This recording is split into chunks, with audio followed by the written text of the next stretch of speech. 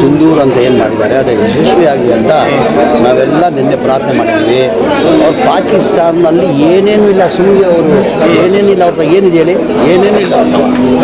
ಹಾಂ, ನಾವು ಯಶಸ್ವಿ ಆಗ್ತೀವಿ, 100 ನಾವು ಯಶಸ್ವಿ ಆಗ್ತೀವಿ. ಇನ್ನು ನಮ್ಮ ಸೈನಿಕರದು ಹೆಚ್ಚಿನ ಶಕ್ತಿ ಕೊಡಲಿ ಅಂತ ಭಗವಂತಂತವ ಅಲ್ಲಂತವ ನಾನು ಪ್ರಾರ್ಥನೆ ಮಾಡ್ತೀವಿ. ಇವತ್ತು ಕೇಂದ್ರ ಸರ್ಕಾರದಿಂದ ಒಳ್ಳೆ ನಿರ್ಧಾರ ತೊಗೊಂಡಿದ್ದಾರೆ.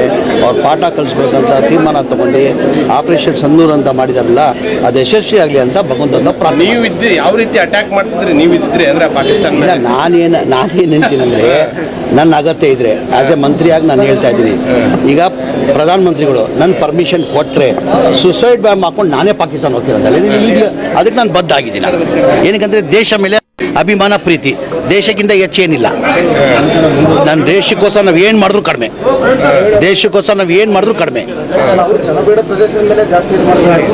ಈಗ ಹೇಳ್ತಾ ಇಲ್ಲ ಸರ್, ಅವರು ಒಂಥರ ಖಾಲಿ ಡಬ್ಬ ಇದ್ದಂಗೆ. ನಾವು ಮನ್ಸು ಮಾಡಿದ್ರೆ 2 ದಿನ ಅಲ್ಲಿ ಪಾಕಿಸ್ತಾನ ನಿರ್ನಾಮ ಮಾಡ್ಬೋದು.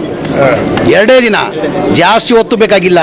ಅವ್ರು ಏನೇನಿಲ್ಲ ಸರ್, ಒಂಥರ ಖಾಲಿ ಡಬ್ಬ ಇದ್ದಂಗೆ ಅದು ಪಾಕಿಸ್ತಾನ. ಬರೀ ಹೂ ಅನ್ನೋದಷ್ಟೇ, ಒಳಗಡೆ ಡುಸ್ಪಟಾಕಿ ಅದು ಪಾಕಿಸ್ತಾನ. ಒಂದು ಟುಸ್ಪಟಾಕಿ.